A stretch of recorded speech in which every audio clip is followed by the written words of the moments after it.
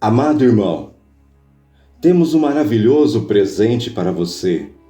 Criamos uma maravilhosa coletânea com as palestras de Neville Goddard.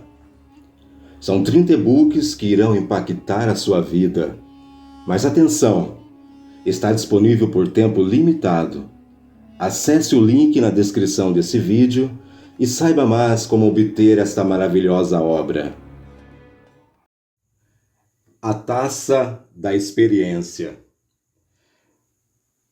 Todas as coisas existem na imaginação humana, e eu quero aqui lhe dizer isso literalmente. Ninguém pode saber da imaginação quem não provou da taça da experiência. Nos Salmos é dito que na mão do Senhor há um cálice que está borbulhando com vinho que foi bem misturado.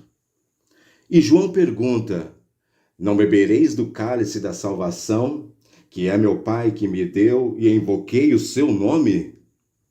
Quando lemos essas palavras, nos perguntamos o que seria isso tudo. Bem, deixe-me compartilhar com você uma visão minha de cerca de 30 anos atrás. Esta noite, encontrei-me num campo infinito de lindos girassóis. Cada flor tinha um rosto humano e cada uma era perfeita. Se alguém sorria, todos sorriam. Se alguém se inclinasse, tudo se curvaria. O que fez, todos eles fizeram. Quando eu estava lá observando essa fantástica exibição de beleza, eu sabia que eu, escolhido como eu era, expressou uma maior liberdade do que todas as outras flores humanas juntas.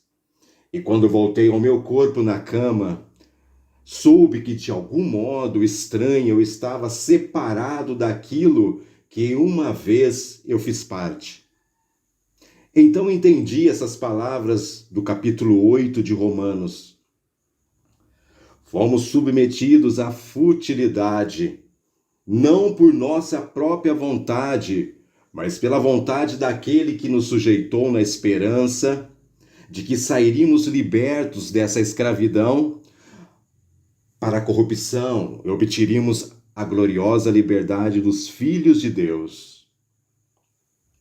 Você, eu, neste mundo estamos desapegados daquele campo de beleza, daquele coro onde todos movem em uníssono, mas estamos separados completamente, encarnados, o que é essencial para a individualidade. Esta encarnação envolve a separação do Pai, a morte de uma descida ao inferno. Você pode não saber, mas esse mundo é um inferno. Aqui estamos separados do Pai, e há um temor no coração do homem que ele nunca mais verá o Pai, que desde toda a eternidade foi construído em si mesmo. Mas posso lhe assegurar, tendo percebido o Pai, que o seu medo não precisava continuar. Você encontrará o Pai. E quando o encontrar, você encontrará consigo mesmo. Você está separado do Pai para um propósito divino. E sem imediatamente assumir essa vestimenta de carne e sangue, tornou-se completamente encarnado. Você nunca o encontraria. Em vez disso, você permaneceria para sempre como parte do campo dos girassóis. Eu não posso descrever a beleza de cada flor, cada uma mais linda face humana, se movendo em perfeita harmonia. Mas agora você não faz mais parte deste coro. Você é completamente individualizado. Tenderá para sempre a uma individualização cada vez maior. Você foi submetido a este mundo e completamente encarnado para um propósito divino. Esse propósito é criar dentro de você o Espírito de Jesus, que é o perdão contínuo do pecado. Acredite, em mim quando eu digo que Deus é amor, porque eu estava em sua presença e ele me abraçou. Mas você sabe o que é o amor? Dividido da imaginação é a morte eterna. Eu vou te mostrar por quê. Eu tenho um amigo que está desempregado, sem fundos e sobrecarregado. Não posso negar que o amo. E quando penso nele, minha memória me diz o quão pobre ele é, que está desempregado, sem recursos, sobrecarregado. Vou mantê-lo nesse estado para sempre, através do amor, a menos que eu saiba usar a minha imaginação. Então, ninguém pode conhecer a imaginação que não provou a taça da experiência. Entrando neste mundo, nós amamos nossas mães, pais, maridos, esposas, filhos e amigos. Mas não sabemos como mudá-los do que eles são para aquilo que eles deveriam ser, a menos que bebamos do cálice da experiência e pratiquemos o grande segredo de imaginar. É por isso que eu digo, o amor dividido da imaginação é a morte eterna. A imaginação é o grande presente de Deus. Ele é amor, sim. Ele é infinito poder e sabedoria. Mas seu poder criativo é imaginação. Dando-lhe seu poder criativo, ele lhe dá seu Filho, Cristo. Definido no 2º capítulo da carta de Paulo aos Coríntios como o poder de Deus e a sabedoria de Deus. Por causa deste grande dom, quando você vê um que você ama como desempregado, sem fundos e com uma grande necessidade, envergonhado e despido, você pode representá-lo para si mesmo como um empregado bem remunerado, lindamente vestido, feliz e sem dívidas. Então, enquanto persistir em exercitar a sua imaginação com relação ao seu amigo, o mundo se remodelará e moldará à semelhança de alguém que é remunerado, livre de dívidas e muito feliz. Tudo isso é possível por causa do grande presente de Deus para você. Você se lembra da história do filho pródigo? O primeiro filho não deixou seu pai, mas o segundo, pedindo para ser dado o que era dele, foi para o mundo e desperdiçou tudo. Quando o segundo, tendo experimentado o mundo da morte, lembrou-se de seu pai. Ele se virou e o pai lhe deu o manto, o anel, e preparou um bezerro gordo para uma alegre recepção em homenagem ao seu filho que havia retornado. Quando o primeiro filho se deixou e acabou se queixando, o pai disse: Filho, você está sempre comigo. Você nunca se desapegou, mas sempre permaneceu aqui. E tudo o que é meu é seu. Por causa disso, o primeiro filho não sabia nada do poder da imaginação. Tudo já era dele, mas ele não sabia como se apropriar. Esta noite você poderia ter $1 bilhão no banco e morrer de fome, se não soubesse que ele estava lá. Tudo o que o pai tem é seu, mas você nunca saberá até usar a sua imaginação para se apropriar dele. Você, eu, partimos do pai. Foi uma vontade sujeitar a esse mundo de futilidades. Ele fez isso na esperança de que nós libertássemos deste mundo de cadência, aonde tudo morre, e obtivemos a gloriosa liberdade dos filhos de Deus, aqueles que exercitam o seu poder da imaginação amorosamente. Agora, a parábola do filho pródigo é seguida pela história do mordomo injusto. Você encontrará essas histórias no capítulo 15 e 16 do livro de Lucas. Agora, As parábolas são histórias maravilhosas contadas na esperança de que o homem descubra sua natureza fictícia e extraia seu significado.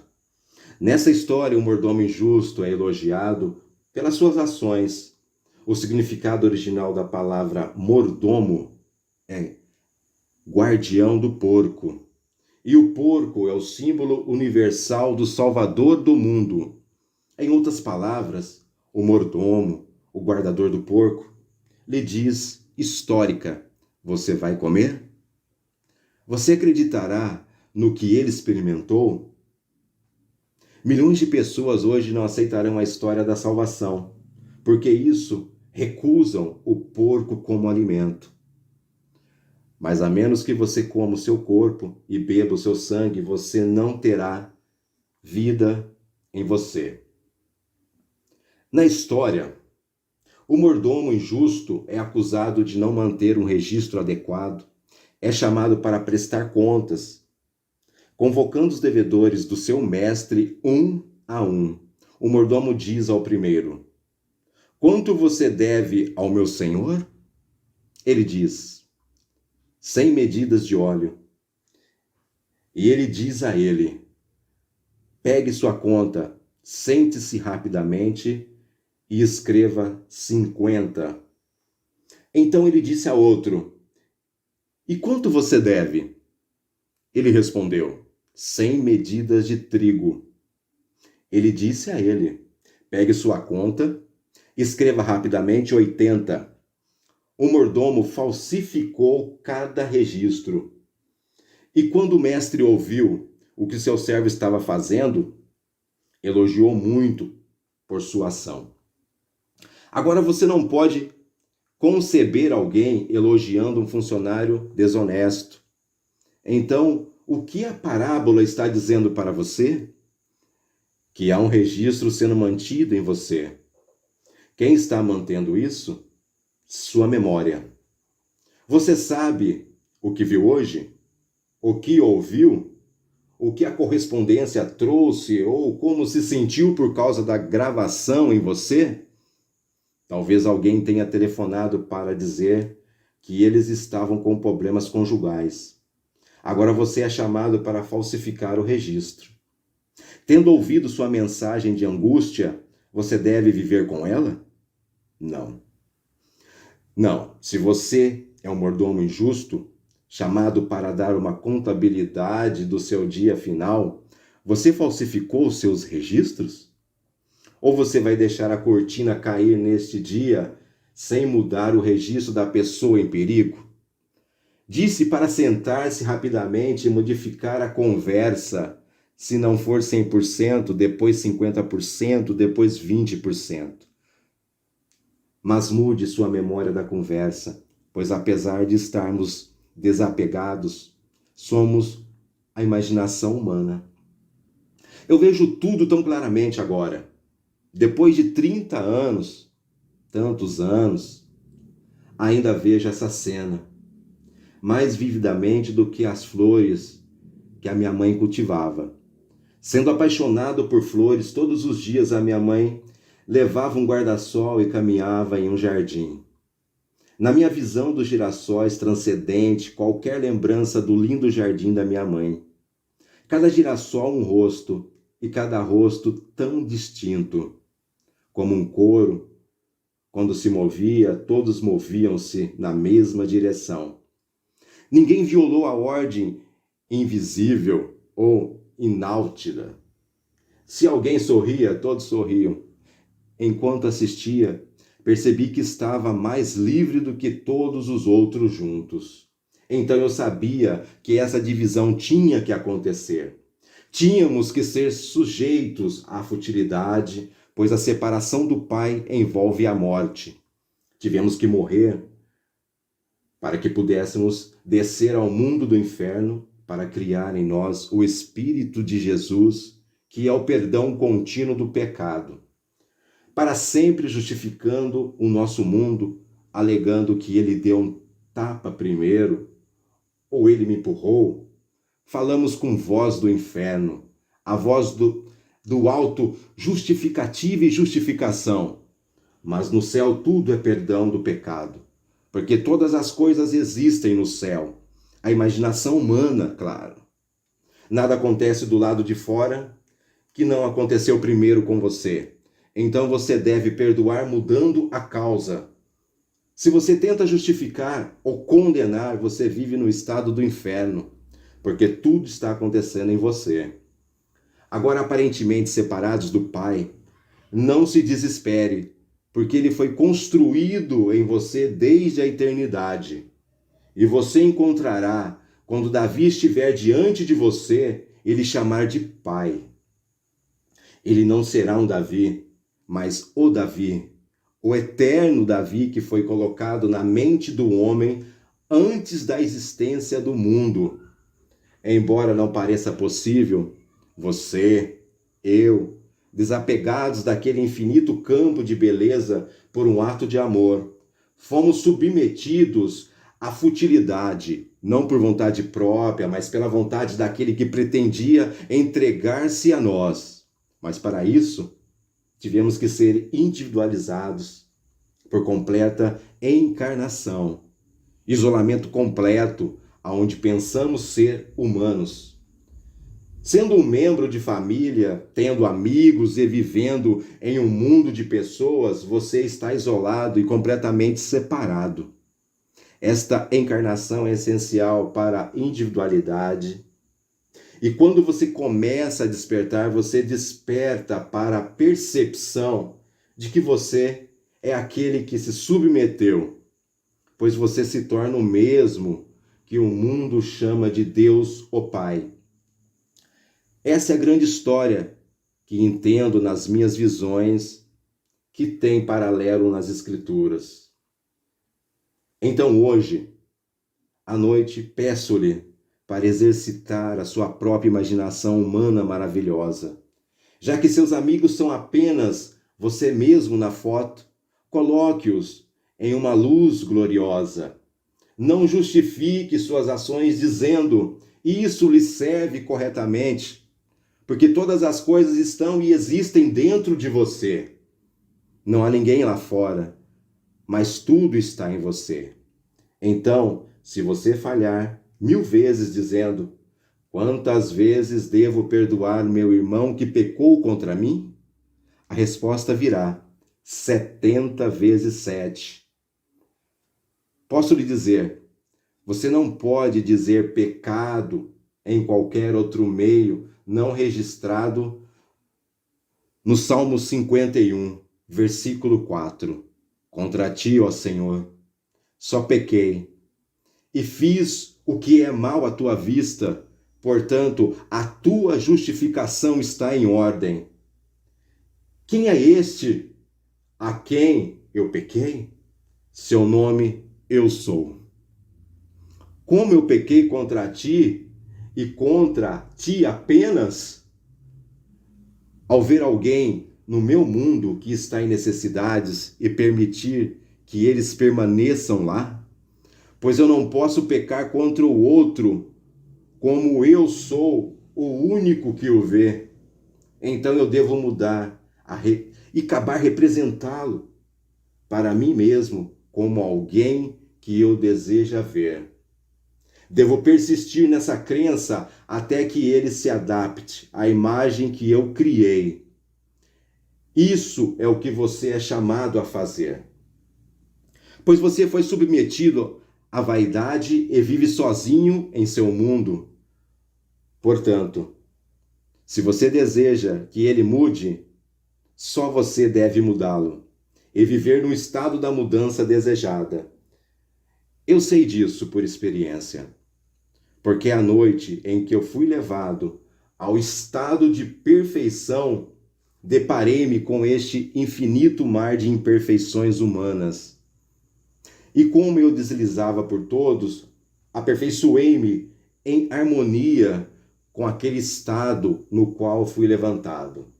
Então você deve se levantar do estado que deseja que seu mundo reflita, porque tudo nele é visível. Todo o vasto mundo está projetando Deus. E o nome de Deus é Eu Sou. Acredite em minhas visões, pois elas nunca me traíram. Eu posso trair a minha visão por não aceitar sua mensagem, mas quando fui levantada, me foi mostrado que todos que encontro são eu mesmo. E quando eu represento esse parecendo a mim mesmo, eu gostaria que ele fosse, na medida que eu persisto nessa suposição, ele se conforma e transforma nesse estado. Agora, na mão do Senhor há um cálice de vinho espumante, todo misturado. Não tomarei o cálice que o Pai me deu? Esta noite posso verdadeiramente dizer que bebi a taça até os resíduos. Eu toquei o branco, o preto, o amarelo, o rosa, o cinza, o honrado e o desonrado. Eu joguei todos eles, isso eu sei. Todos irão interpretar todos os personagens expressos no mundo, mas deixe-me assegurar-lhes que estão aqui, nenhum homem vem até mim, exceto que meu Pai o chame. Você está aqui porque chegou ao fim da estrada, e eu chamei você para fazer parte como Senhor Deus Jeová. Comece agora a moldar todos os seres do seu mundo na forma de amor. Mas o amor dividido da imaginação é a morte eterna. Se você não sabe que está lidando com um estado, você pode amar alguém com carinho, mas mantê-lo para sempre em estado desagradável. Mas você pode tirá-lo do uso da sua imaginação. Estamos aqui neste mundo de experiência para um propósito divino: conhecer a imaginação. O mundo está morto, mas você pode começar agora a superar o último inimigo do mundo, o inimigo da morte, imaginando que seu inimigo é nobre, querido e amado. Veja como ele se torna isso. Salve seu amigo do estado de pobreza e você está salvando a si mesmo. Não se preocupe em como e quando isso irá acontecer. Isso acontecerá, pois o mundo é seu e tudo dentro dele também. O primeiro filho não sabia disso porque não estava separado. Ele nunca foi separado do pai. Então ele não sabia que tudo o que o pai possuía era seu para se apropriar. No entanto, vocês que se separaram de Deus estavam mortos e agora estão vivos. Você estava perdido e agora é encontrado. Como a semente, você tem que ser desapegado do Pai, cair no chão para ser vivificado, porque a menos que uma semente caia no solo, ela permanecerá sozinha. Mas se cair no chão e morrer, gerará muito. O poder criativo da sua imaginação humana é a semente que cai em seu corpo carnal, a terra vermelha chamada de Adão. Ouvindo a palavra e aplicando a verdade, sua semente é vivificada e começa a despertar. E você percebe quem você realmente é.